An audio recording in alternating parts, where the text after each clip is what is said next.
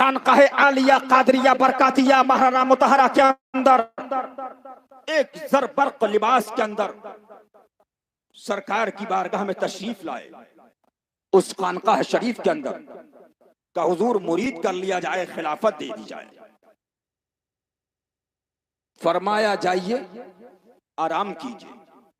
آرام کرنے کے لیے بھیج دیا گیا. وقت ہوا، بیدار ہوئے، خانقاہ کے اندر تشریف لائے. فرمایا حضور مرید کیا جائے، خلافت دی جائے. فرمایا جائیے آج سے آپ نابدان کا پانی پھینکنا آپ کی ذمہ داری.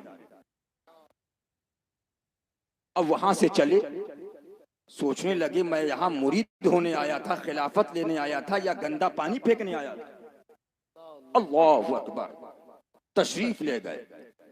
زرق برق لباس، وہ شاہانہ مزاج. اللہ اکبر. جب خانقاہ شریف کے اندر اس پانی کو اٹھایا، نفس کہنے لگا تو کہاں آیا ہے؟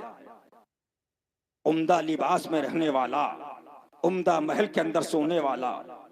لیکن جب سر پر رکھا، ادھر حضرت نے حکم دیا جب یہ پانی لے کر چلیں سر پہ ڈنڈا مارنا اور مٹکا پھوڑ دینا. اب سر پہ مٹکا رکھا، رکھنے کے بعد چلے. ادھر سے خادم آیا، اس نے ڈنڈا لیا اور مٹکے پر مارا. مٹکا مٹی کا ٹوٹ گیا. سارا گندا پانی حضرت کے لباس پر، پورا لباس گندا ہو گیا. جلال میں آ گئے. تجھے تمیز نہیں، تجھے معلوم نہیں، تجھے معلوم نہیں اس کے اندر پانی کون سا تھا، تو نے ڈنڈا مار دیا.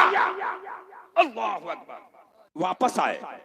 آنے کے بعد آپ نے اپنا لباس اتارا. لباس اتارنے کے بعد آپ نے غسل کیا. غسل کرنے کے بعد آپ نے پھر دوسرا پہرنے مبارک پہنا. اس کے بعد جب وقت ہوا پھر اب حضرت کی بارگاہ میں حاضر ہوئے. یہ خانقاہ قادریہ محرہ مطہرہ کا واقعہ ہے کہ حضور مرید کر لیا جائے. فرمایا نابدان کا پانی پھینکیے. دوسرا دن ہو گیا. اب چلے. چلنے کے بعد پھر وہاں سے نابدان کا پانی اٹھایا. اٹھانے کے بعد چل رہے ہیں پانی لے کر. قریب تھا اس کو پھینکا جائے. پھر خادم آتا ہے، ڈنڈا مارتا ہے. مٹکا ٹوٹ گیا.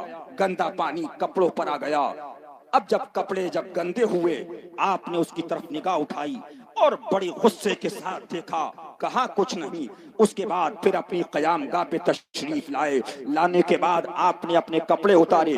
کپڑے اتارنے کے بعد آپ نے غسل کیا اور غسل کرنے کے بعد پھر حاضر ہوئے.